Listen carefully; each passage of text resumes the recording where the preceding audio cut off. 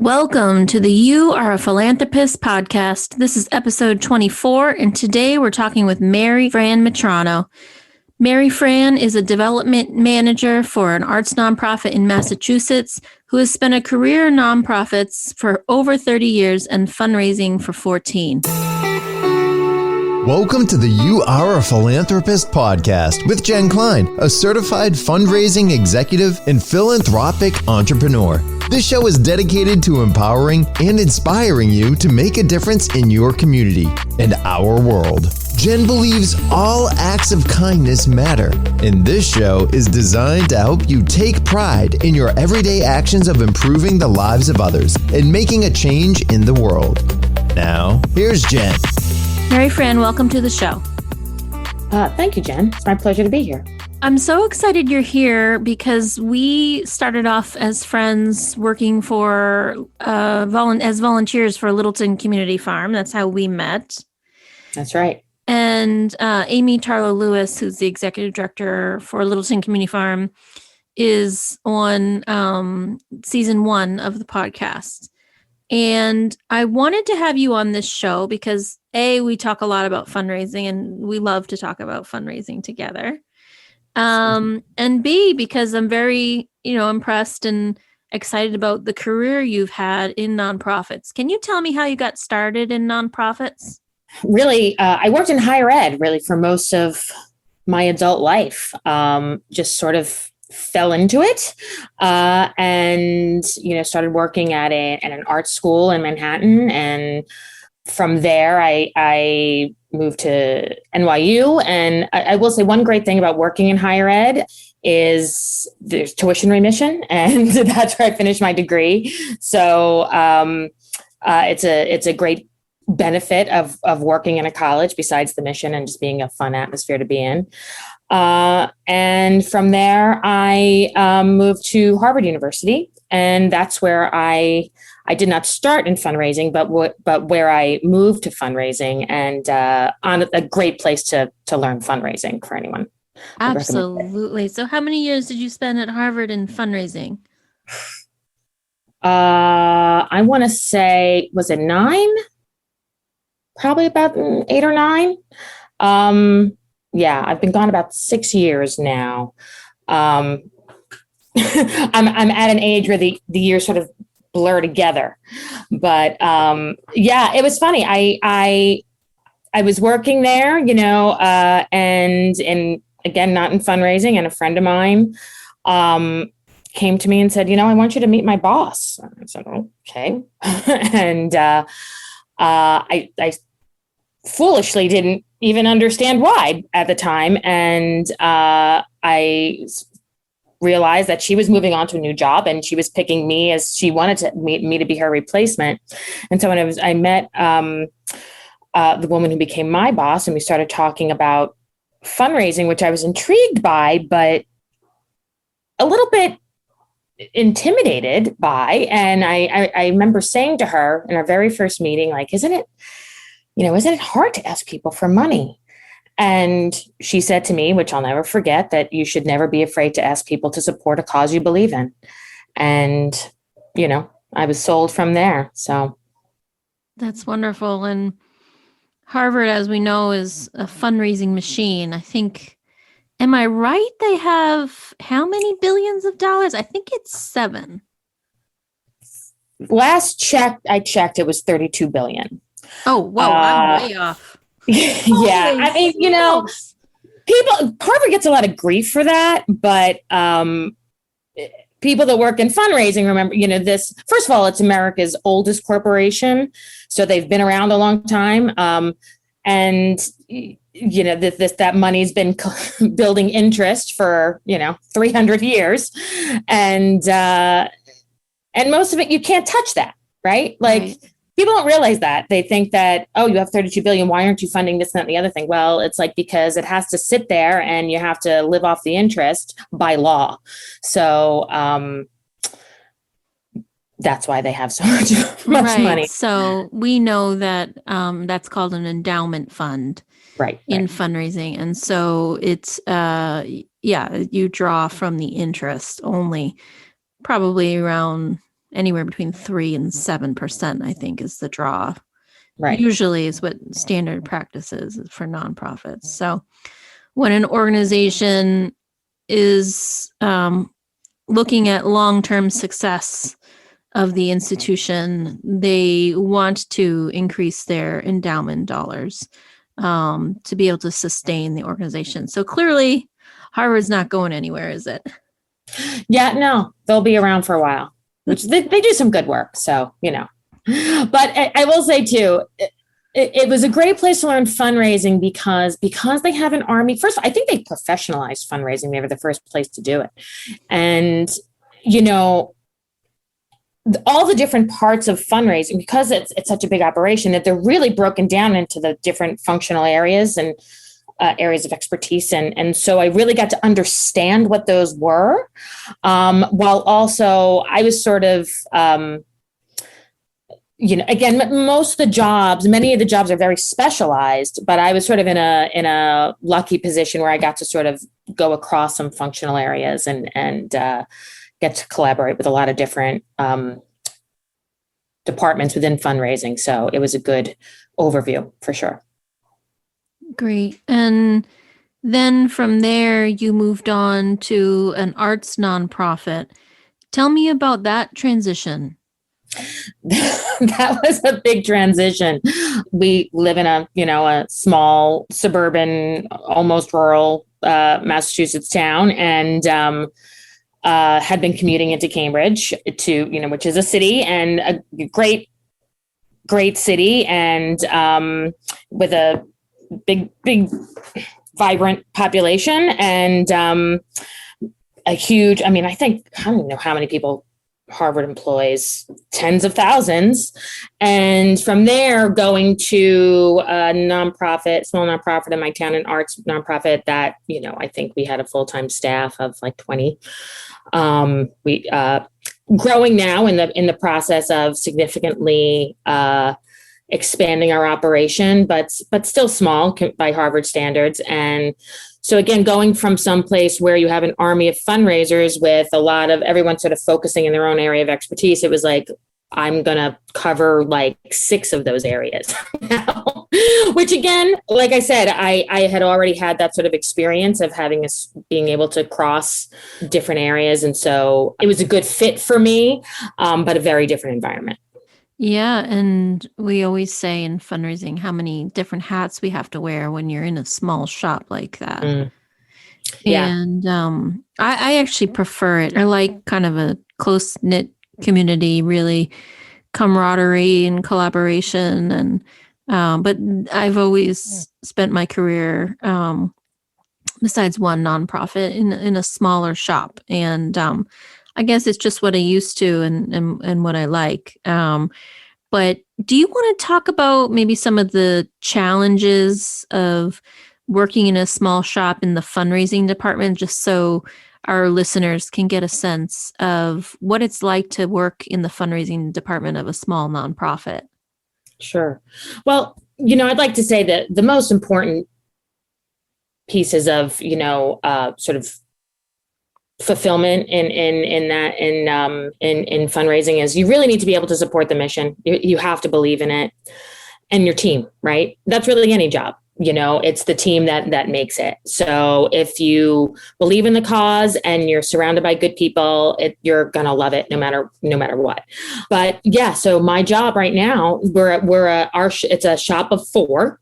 And so, everything from communications, stewardship, engagement, strategy, events, research, data, all those things are part of my job.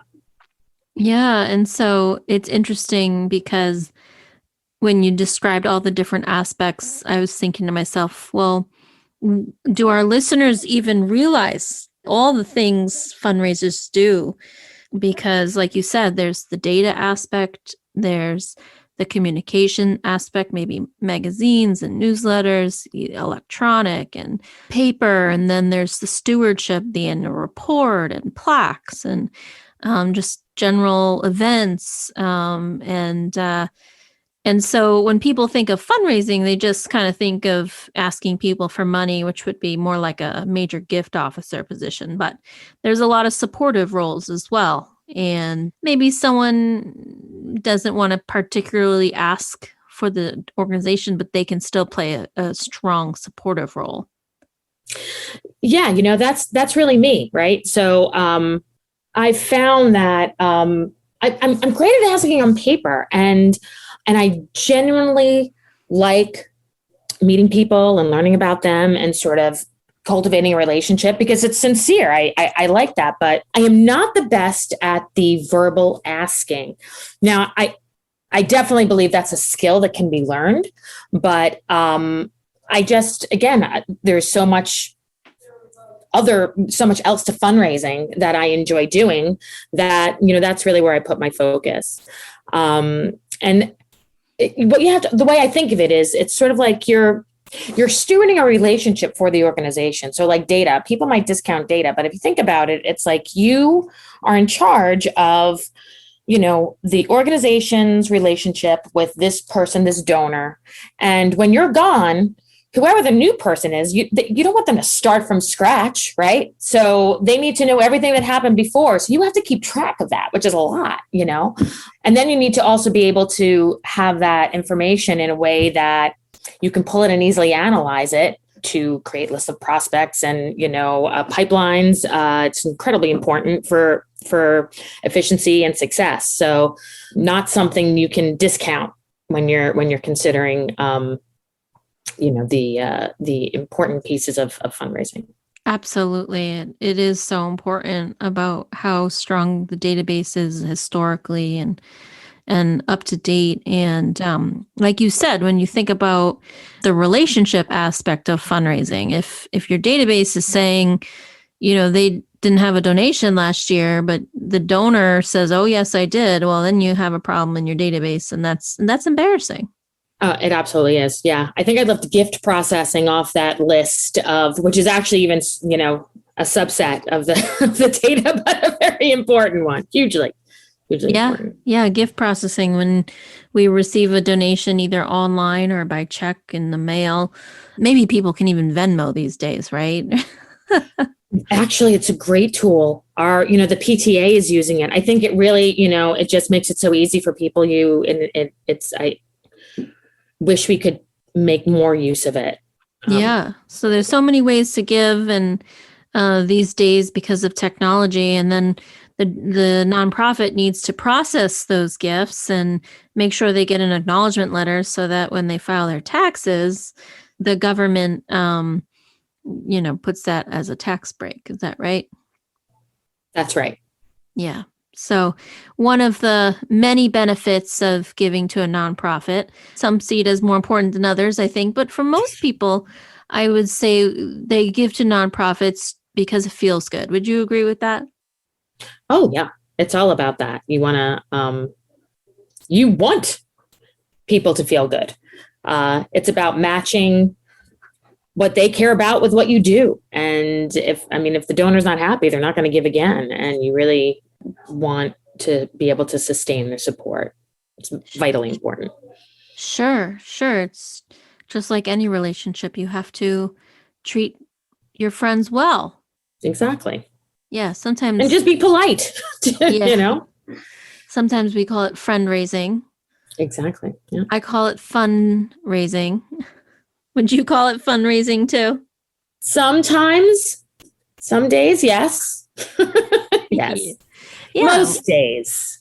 Well, it's a demanding career, isn't it? Wouldn't you say that that's true? Yeah. It's, it can easily be compared to sales, right? Because it's about sort of landing that gift, although very different. In many ways, but there's sometimes you really cultivate this.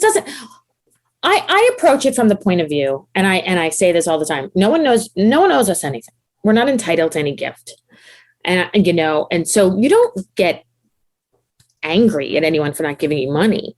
But it can be disappointing. It can be disappointing when you worked really hard and you thought you're going to get a bigger gift and then it doesn't come through. I mean, that's just the nature of it. Yeah. Yeah. That's a good point. And one of the reasons why I think it's a demanding job is because it is revenue generating. So when you think about the bottom line, you have, the school, or in some cases the school or the nonprofit depend on the skill of the fundraisers. So it's really an important role in nonprofits.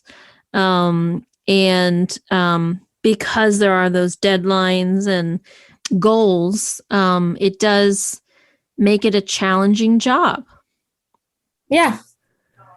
But it's a fun job, like I said, and it's not for everybody, like we said. But it's one of my biggest passions and just something I fell into. Like you weren't anticipating getting into fundraising, but just a lot of fundraisers say we fell into it. I've noticed that. It's when I was at Harvard, most of the major gift officers came from completely different careers. It seemed to be a nice career change for a lot of people because there are a lot of different careers where you need to be able to relate to others and form relationships. And so it's a skill that is directly transferable to major gifts or annual fund or fundraising in general. Yeah.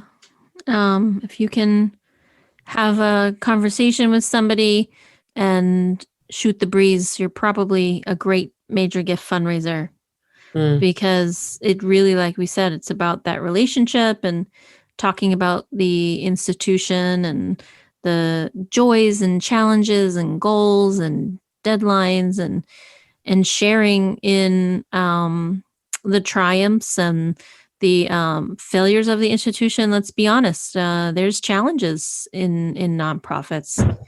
It's similar to running a business where things come up and you didn't anticipate, or particularly a global pandemic, right?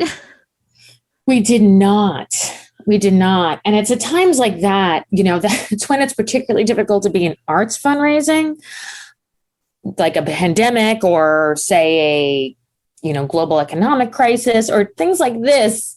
People really tend to direct their philanthropic dollars to human resources, which I understand, and so arts nonprofits get hit hard and, but are still as important, like, yes, we need to look at those things that will sustain life, but the arts nonprofits help make life worth living. And, but still, when people say it's like, hey, my philanthropic priority is,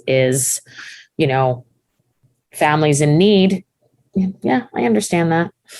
Sure. And I like to remind people that in 2020, Americans were the most generous they've ever been in the history of the world. Can you believe that? I do believe, I know that America has a very different culture of fundraising than Europe or any other part of the world. I know that it also can be misunderstood. And so like this was a problem at Harvard, right? So people from, their other countries and other cultures that didn't quite get it really did think that, and I know a lot of people think that you can like buy your way in, like you can pay money and get things. And that's illegal. It is illegal. Yeah. That's not a gift. When you were at Harvard, if someone had a kid that was applying, you couldn't solicit them for a gift. There were people that stopped being donors because their kids didn't get in. So sometimes you're dealing with that cultural divide in higher ed particularly, but because other countries they're not as philanthropic, don't have the philanthropic culture that America does. Right. Something to be proud of. I think it is something to be really proud of. Our system is made up very differently from more social systems like our capitalistic society where we have this kind of triune, system where it's the business world, it's the nonprofit world, and it's the government world. And it's really the nonprofits and the government working together to support the social aspects of our world. And I think the government also gives to nonprofits to support what their goals are too. So, we think about grants and all the applications nonprofits need to go through and to meet the criteria for those grants, both by the state and by the federal. Yeah, that's an area I forgot to mention. That's super fun. Federal grant writing, let me tell you. Have you done it? I've written a couple for the NEA. And also when I was at Harvard, so a lot of our professors got NIH grants, DARPA grants, that kind of thing. It's what you'd expect, and I would, they need to be good stewards of American tax dollars. So I can appreciate that. There are a lot of hoops and red tape to jump through. I think people make a career out of that because that's so, again, very specialized, and it's important to sort of know how to navigate these multiple systems and hoops in order to get these grants in. But yeah. Sure. I was a grant writer at one point, mostly just writing for private foundations. Never had the opportunity to write any government issued grants, which I'm relieved about. Yeah.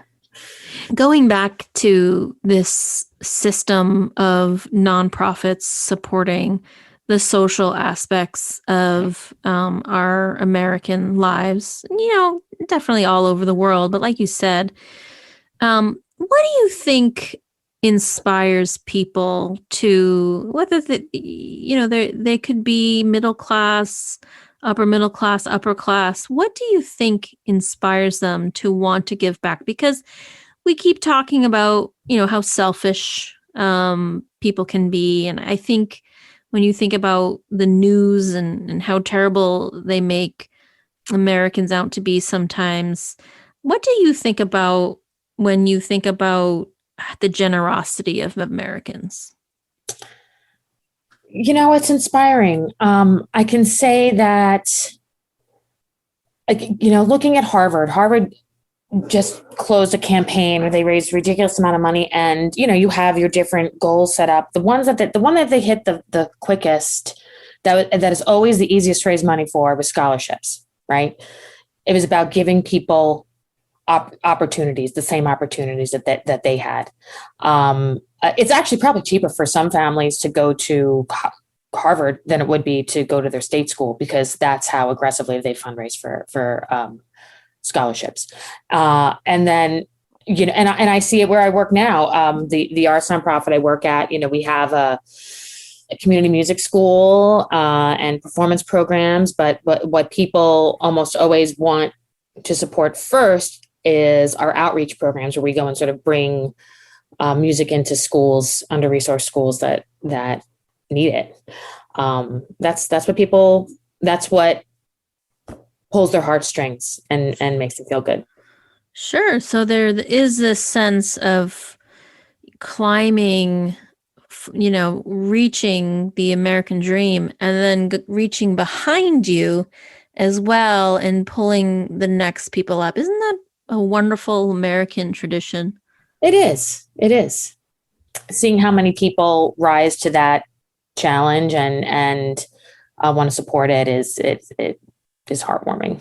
It really is. And I've talked about on here, and my whole goal is for everybody to feel valued, no matter what giving level they're giving at. And you, since you're the gift processor, full well that there's some $5, $10, $15, $25 gifts out there, and you're grateful for them, right? Yes, I actually don't do the gift processing, but nonetheless, we are absolutely grateful for the $5 and $15 gifts. Uh, they're great. There was someone who used to send at Harvard, send us $2.50 money orders.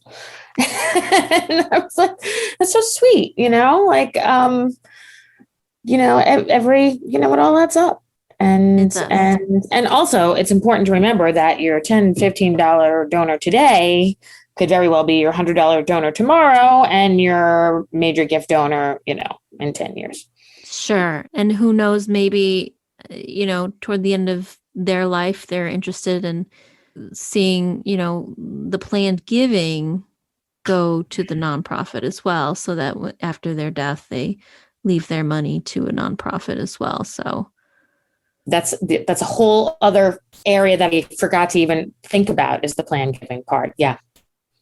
Yeah. And also not only just leaving a bequest, but there are lots of ways that people give through financial vehicles, while they're alive too. Just that can really be mutually beneficial for sure. an organization and their families. Yeah. Sure. I am so glad today we talked about fundraising. It's one of my favorite things to talk about. And I want to hear from you what you would say to our listeners who are thinking about either having a career in nonprofits or getting more involved as a volunteer role, or just getting more involved through donation to their local nonprofit or national or international nonprofit. What is your words of wisdom about how to get involved? I mean, I repeat the advice that got me into fundraising, which is never be afraid to ask people to support a cause you believe in. First, I would also say to really, again, look for an organization that you believe in with your whole heart. Because that sincerity comes through when you're representing your organization. But I'd also like to say, for more experienced fundraisers, if you get in a career and down the road, you should remember that sometimes you have to turn down a gift. It really is about finding a way to align the organization's interests with the donor's interests. And sometimes donors want things that the organization doesn't offer, right? And so, if a gift creates a burden on an organization that's not fully offset by the gift, you really shouldn't take it. But it's hard. That's a hard thing to do. If someone wants to offer something, again, because you're grateful, thank you. But you want to be sure that you can use whatever gift is offered to you. That's really such a great point. Yeah, that does happen for fundraisers. And we have sometimes a committee where if something like that happens, the committee discusses it and approves it or not. And it happens very rarely, I would say. But, when it does happen, it's not an easy conversation. Right. Yeah. I'm glad that's not usually me. It's a hard thing to do, but important to remember. Important to remember that gift terms are legally binding documents too. If you say whatever you say you're going to do with that gift and you put it down, you can't, that's it. You better be sure you can do it. Right. And I'm pretty sure the donor has rights to take their gift back. They sure do. They sure do. They have to. A lot of places now will put in sort of an out clause, just because sometimes, you accept a gift in good faith and, whatever, for a program that over years falls, for whatever reason, is no longer relevant, is obsolete, that you need to discontinue. And so what a lot of places will do these days will put a sort of an out clause in the terms of a major gift, where if for some reason in the future we cannot make use of this gift, the executive director, the dean, the president can redirect it to something similar or something like that. Sure. But they didn't always do that. so there, I mean, honestly, there's money sitting out there in lots of organizations that you can't touch. It's just because the donor is passed on and there's no one to ask, or you got to go to the state at some point and ask them if you can change it. And they don't always say yes. Sure. Is that too inside baseball? No, it's a good reminder and education for some of our listeners out there who may be considering a career in fundraising. And I'm happy about everything we talked about. I hope our listeners understood today about how challenging fundraising is, how exciting fundraising is, how grateful nonprofits are, and how exciting it is to be involved in nonprofits too. And I had asked you prior to starting the podcast about where we could recommend to our listeners to make a donation to your favorite charity. And you mentioned the local nonprofit that we're both involved in, Loaves and Fishes Food Pantry in Devens, Massachusetts. And I came by your house, I think at 10:30 this morning, and picked up a bag of canned goods off your front porch, and along with a dozen of our neighbors, loaded up my car and delivered it to the food pantry this morning. So thank you. Yeah. Thank you, Jen. You make it so easy. It's such a great program, the green bag program. I've seen it happen. I've seen more people in town decide to be leaders like you are and recruit their friends and people in other towns. And it's great. You have, I sometimes I remember to bring my green bag shopping, and then sometimes it's like, oh, Jen's picking up today, and I have to sort of pick out whatever is in my cupboard that I sure. think will be useful, but it's great. And it's a wonderful organization that helps a lot of people. So yes. Thank you. I think we usually raise at least 5,000 pounds of food with all the other people who are from the surrounding area participating in the neighborhood food project. So I just want to direct our listeners to go to loavesandfishespantry.org/donate if they'd like to give to a local food pantry near us that supports those in need. And it's the turkey season, and I talked to the lead volunteer coordinator today, and he said he's so relieved because there was a shortage of turkeys. He had gone to the grocery stores and tried to look for turkeys to be able to give to families. He couldn't find anything, and he was so grateful that the Greater Boston Food Bank had found them enough turkeys for his pantry. That's great. Yeah. Good news. So thank you so much, MaryFran. Thank you, Jen. It's been great. My pleasure.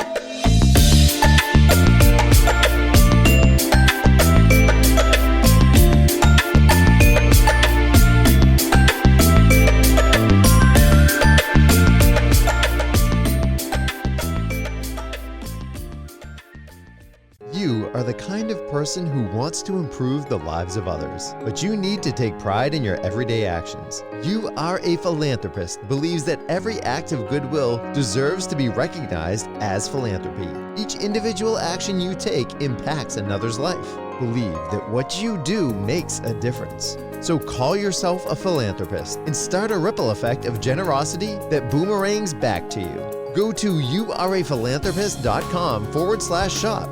Style your outside to match your inside. Choose a t-shirt, hoodie, or bag to show how much you love giving to others. That's youareaphilanthropist.com/shop.